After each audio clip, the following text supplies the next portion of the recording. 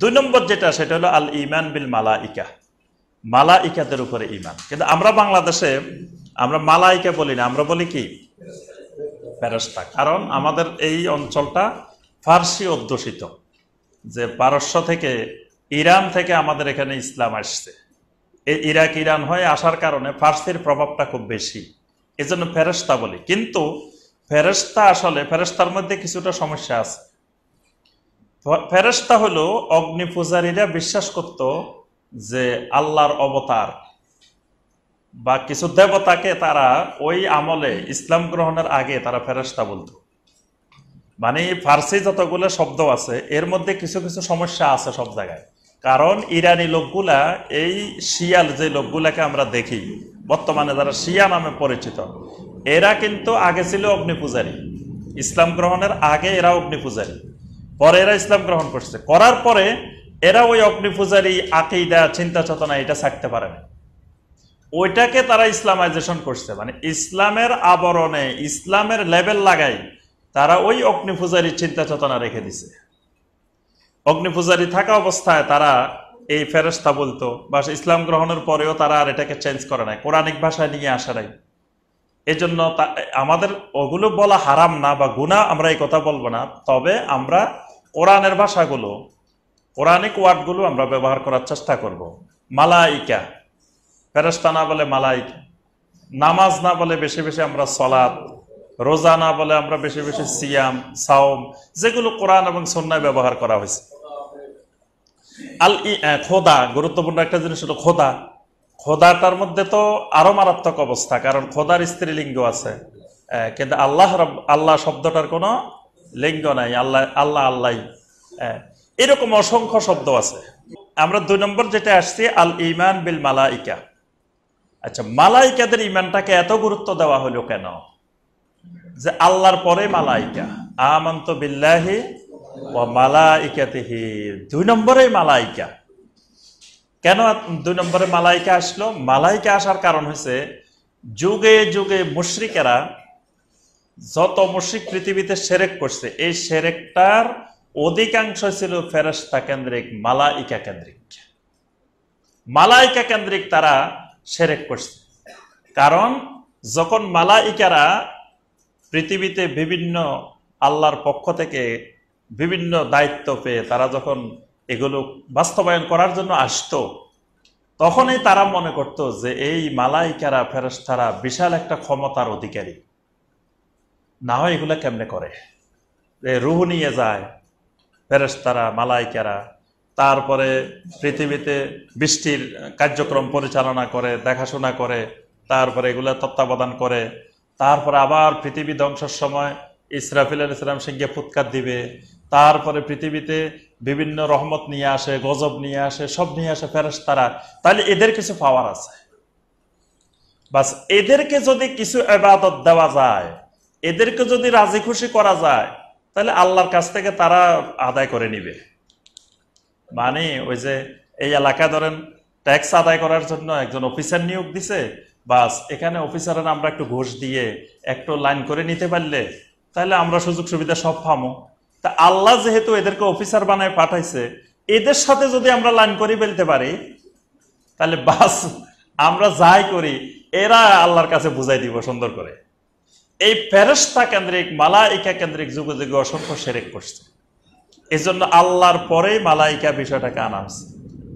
আর মালাইকাকে তারা আল্লাহর মেয়ে মনে করতো, আল্লাহর কন্যা সন্তান মনে করতো। এই জন্য পৃথিবীতে যুগে যুগে মুশরিকেরা যত দেবী বানাইতো, দেব দেবী বানাইতো, সব মহিলা বানাইতো।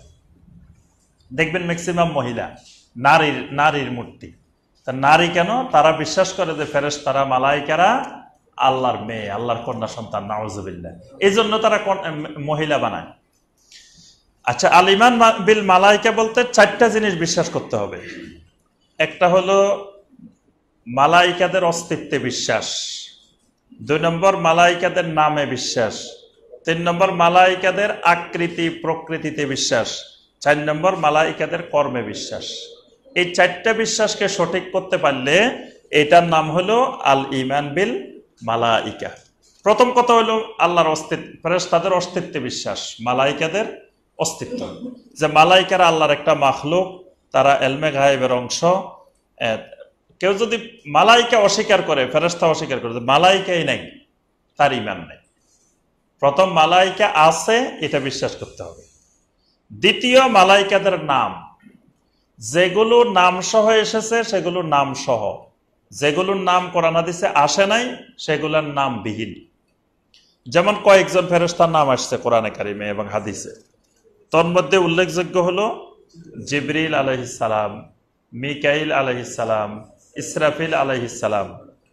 আরেকজন জি আজরাইলের নাম আসে নাই, মালাকুল মাউত। হ্যাঁ, আমাদের দেশে প্রসিদ্ধ হলো 4 জন, আজরাইলের নাম বানাই ফেলছে একসাথে, কিন্তু আজরাইল এই নামটা কোরআন এবং সুন্নায় আসে নাই। এই 3 জনের বাইরে নাম আসছে মালেক। কোরআনে কারিমে সূরা যুখরুফের 77 নম্বর আয়াতে মালেকের নাম আসছে। মালেক নামে একজন ফেরেশতা আছেন, মালাইকা আছেন, আর রেদওয়ান নামে একজন আছেন। তবে রেদওয়ানের বিষয়টাও বাইহাকির মধ্যে আসছে, এটা নিয়ে আবার কিছুটা একতলাফ আছে। কারো মতে রেদওয়ানের নামটাও সহি হাদিস না এটা, বা আকীদা বিশ্বাস করার মতো না, এরকম বলছেন। আবার অধিকাংশ বলছেন যে রেদওয়ান ঠিক আছে। তো মোটামুটি এই 5 জন, এদের নাম পাওয়া যায়। আর বাকি কিছু ডিপার্টমেন্টের নাম পাওয়া যায় মালাইকাদের। না, ওরা ফেরেশতা কিনা এটা নিয়ে ইখতিলাফ আছে, ওটা নিয়ে অনেক কথাবার্তা আছে। এই জন্য ওটা আকীদার বিষয় না। এদেরকে যদি হারত মারতকে কেউ যদি ফেরেশতা বিশ্বাস না করে, তার ইমানের কোনো সমস্যা হবে না।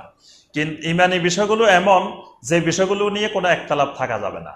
ইমানি বিষয়ে কোনো ইখতিলাফ নেই, আমলি বিষয়, ফিকহি বিষয় ইখতিলাফ হবে। ইমানি বিষয়, আকীদার বিষয় যেগুলো হবে সেগুলো নিয়ে কোনো ইখতিলাফ থাকবে না। তো মালাইকাদের কিছু ডিপার্টমেন্ট আছে। মালাকুল মাউত এটা একটা ডিপার্টমেন্ট, মুনকার ওয়া নাকির এটা একটা ডিপার্টমেন্ট, কেরামান কাতিবিন এটা একটা ডিপার্টমেন্ট। এগুলো হলো ফেরেশতাদের এক একটা বিভাগ। এই বিভাগে এই কাজগুলো ফেরেশতারা করেন। মালাইকাদেরকে আল্লাহ পাক দায়িত্ব দেন, ক্ষমতা দেন না। মানে ক্ষমতা একমাত্র আল্লাহ রাব্বুল আলামিনের, মালাইকারা শুধু দায়িত্ব পালন করেন। আর মানুষকে আল্লাহ পাক কোনো দায়িত্বও দেন না, ক্ষমতাও দেন না। মানে আল্লাহর এই পৃথিবী পরিচালনার ব্যাপারে মানুষকে কোনো দায়িত্ব আল্লাহ পাক দেন না, কোনো ক্ষমতাও দেন না। মানুষ দিয়ে আল্লাহ কোনো কাজ করান না, কিন্তু মালাইকাদেরকে দিয়ে কাজ করান, কিন্তু কোনো ক্ষমতা দেন না। ক্ষমতা একমাত্র আল্লাহর হাতে, আল্লাহ পাক নিজেই নিয়ন্ত্রণ করেন। আচ্ছা, মালাইকাদের আকৃতি প্রকৃতি। প্রথম কথা হলো মালাইকারা মানুষের আগে সৃষ্টি। মালাইকারা আগে, আমরা পরে। কারণ আল্লাহ পাক আমাদেরকে বানানোর আগেই তো মালাইকাদেরকে বলছেন ইন্নী জাইলুন ফিল আরদি খলিফা। তাহলে বোঝা যায় মালাইকারা তখনও ছিল। মালাইকারা আল্লাহর সম্মানিত এবং অনুগত বান্দা। আল্লাহ পাক এদেরকে বলছে ইবাদুম মুকরামুন, এরা সম্মানিত বান্দা। এরা মালাইকারা নূরের তৈরি। আল্লাহ রাসূল সাল্লাল্লাহু আলাইহি ওয়াসাল্লাম বলছেন যে খুলিকাতুল মালাইকাতু মিন নূর, এরা নূরের তৈরি। মালাইকাদের আকৃতি সম্পর্কে হাদিসে কিছু বর্ণনা আসছে যে এক এক মালাইকা, এক এক ফেরেশতার 600 ডানা আছে জিবরিল আলাইহিস সালামের। আবার অনেকের আরো বেশি ডানার কথাও আসছে। আবার বিভিন্ন আকৃতির বর্ণনা হাদিসে আসছে। তো মোটামুটি বোঝা যায় যে মালাইকাদের একটা নির্দিষ্ট আকৃতি আছে, তবে তারা সেই আকৃতির বাহিরেও আল্লাহর অনুমতিক্রমে, আল্লাহর ইচ্ছায় তারা অন্য আকৃতিও ধারণ করতে পারেন, এবং তারা মানুষের আকৃতিতেও জমিনে আসছে।